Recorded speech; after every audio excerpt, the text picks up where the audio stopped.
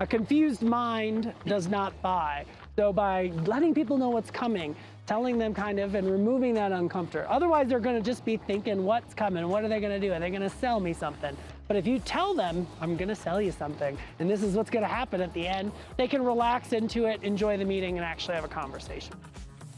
All right, everyone, welcome back to the Landscaper's Guide podcast. Today, we are at the base of Loveland Ski Area in Colorado. I'm with our Director of Client Strategy, Robert Felton. Hey, everybody. Really glad we got out today. We're gonna talk about the big three. These are three things that if you do this, will make sales easier for you, and you should share this with your salespeople, your project managers, your designers. It'll make their lives a lot easier. So, Robert, what is the first of the big three? The big three, you mean the first of the big three is always the verbal agreement. So taking control of the meeting, letting people know what's coming next. I heard a great quote recently, I don't know where it's from, but a confused mind does not buy. So by letting people know what's coming, telling them kind of, and removing that uncomfort. Otherwise, they're gonna just be thinking, what's coming? What are they gonna do? Are they gonna sell me something? But if you tell them, I'm gonna sell you something, and this is what's gonna happen at the end, they can relax into it, enjoy the meeting, and actually have a conversation with you. Yeah, and we kind of did a verbal agreement with the audience before we got started here. We're like, hey, we're gonna talk about the big three, and it's gonna help you with sales. So now people listening know they're not gonna wait any longer to know, do I wanna even listen to this podcast?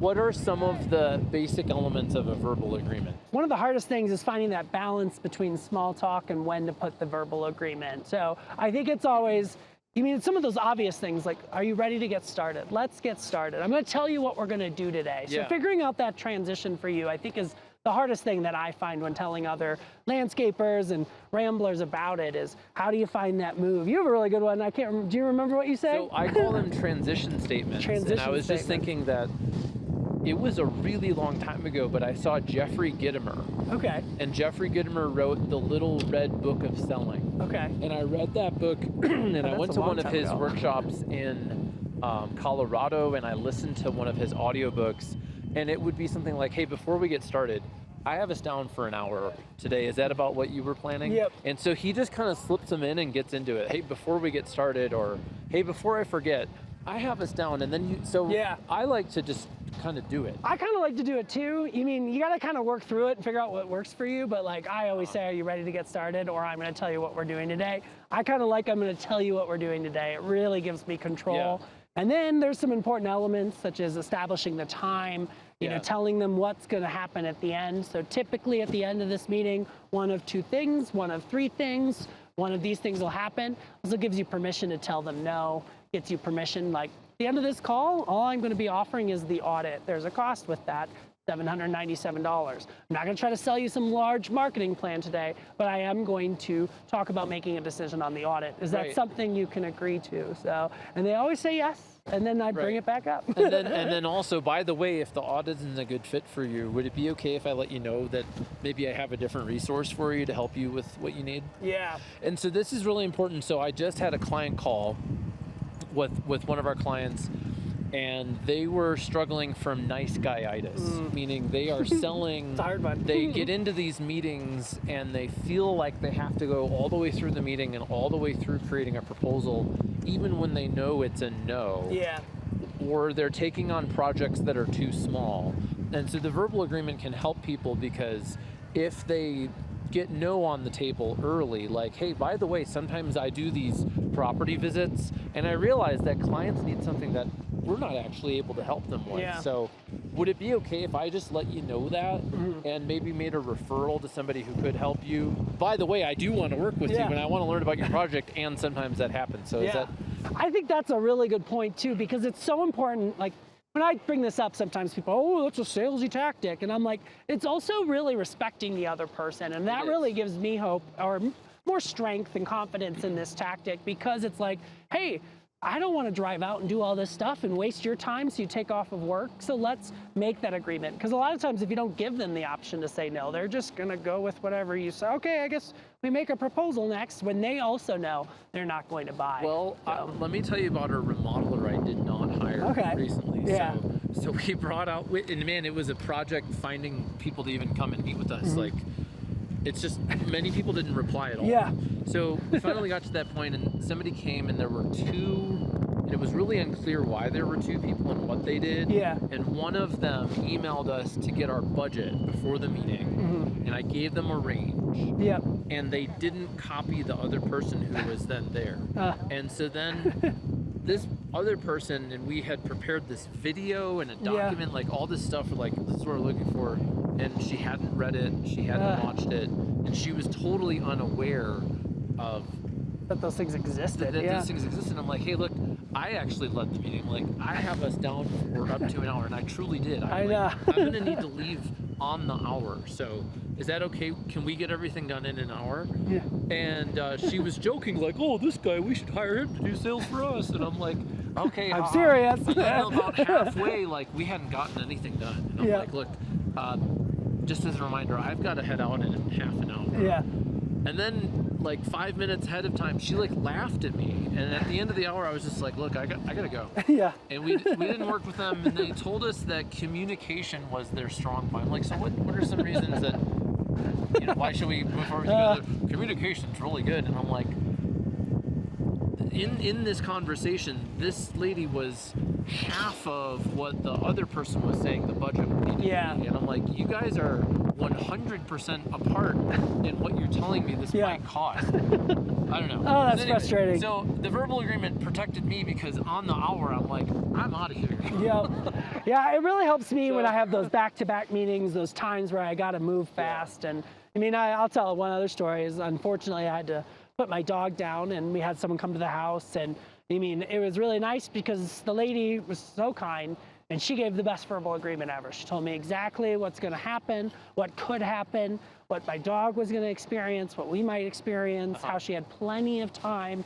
There's no hurry, to not worry about her agenda, and then what was going to happen at each step of the way. So I could relax and spend the last minutes with my dog, and I knew what was coming next. She stepped out of the room, she over-communicated, and it was just a really powerful meeting for me where I was able to know, you know, I didn't want my dog to be in pain, and she assured me of things, and there was all those steps. So, well, I'm sorry that Kaya has passed. I know, I'm really Kaya sad. was a great dog. She was. For folks listening who used to come to the office back in the day. Yeah, she won Best Boulder. Dressed for the holiday party that one year, so she got me a gift card.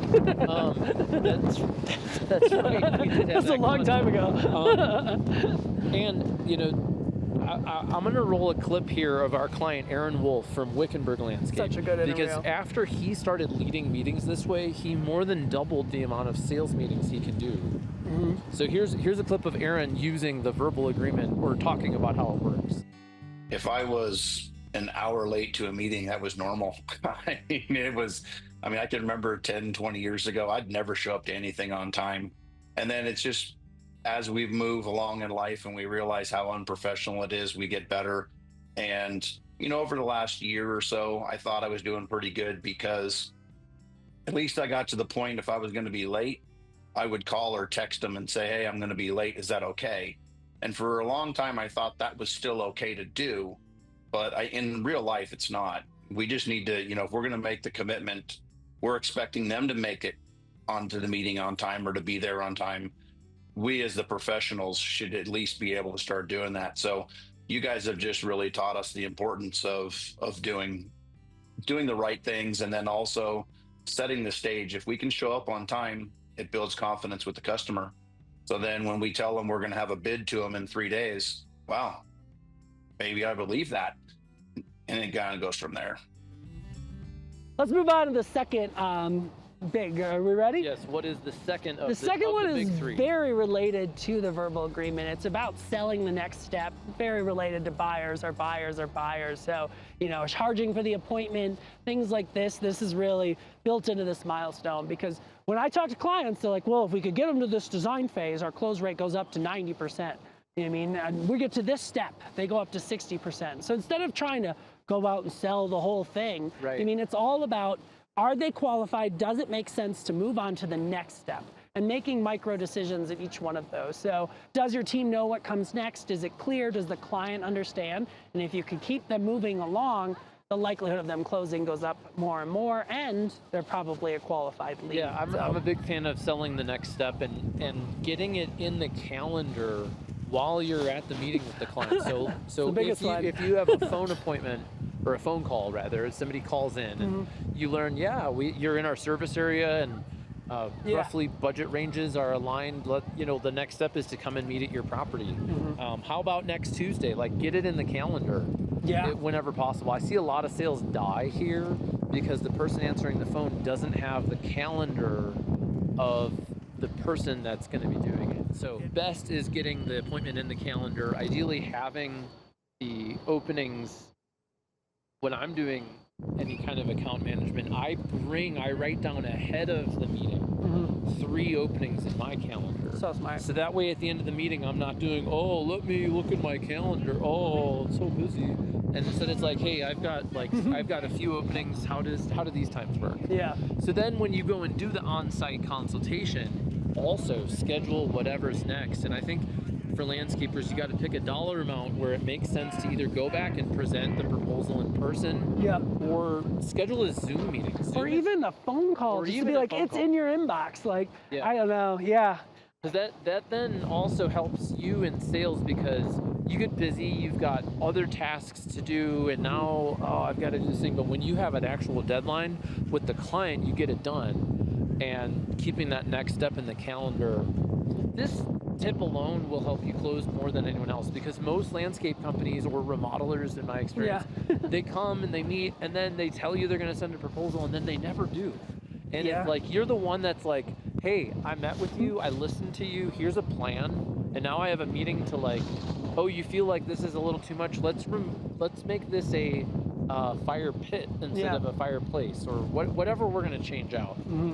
I think one other really important thing to note here is the internal success of this plan. So like, a lot of times I'm talking to landscapers and they're like, I'm trying to get these quotes out as fast as I can, and oh my God, I'm so stressed and people are calling me. And I'm like, well, if it takes you 2 weeks and you put it in the calendar and you're clear that that's the next step, the client will accept it. I mean, it takes us 2 weeks to get an audit done. It does. And people don't freak out about it because I over communicate. Right. The next step is I need 2 weeks to get this done. So instead of trying to do everything as fast as you can you standardize these things so the team understands, so the client understands? It's in the calendar. So, I listen to people and they're like, we get them out in 5 days. I'm like, that's pretty good. But if you don't communicate that it's going to be 5 days, or maybe standardize it and they're all 2 weeks, your client will accept it. They won't even call you most of the time. I think this is especially important during the design phase too. I hosted a Breakfast at Champions table at Elevate recently, and there was a guy who was telling me about a $200,000 construction project he lost at the design phase. They paid $3,000 for the design, and he didn't tell them it was going to take a month to do the design. And there was no communication in between. So that next step, how long is it going to happen? And one thing I just got that I was thinking maybe we could try for landscapers is an automated email, like, hey, it could be automated. Hey, Robert, your design is now in progress. Because my accountant is doing my taxes, and I got an email like, hey, your accountant is now reviewing everything. Like, we'll be getting back to you within 72 hours with an initial draft of your tax return. And I'm like, we're on track with the big 3 things to help landscapers close more sales. The first one is a verbal agreement, which is basically agreeing to an agenda for the meeting. And it includes the time of the meeting, what you're going to talk about. I would put budget in there.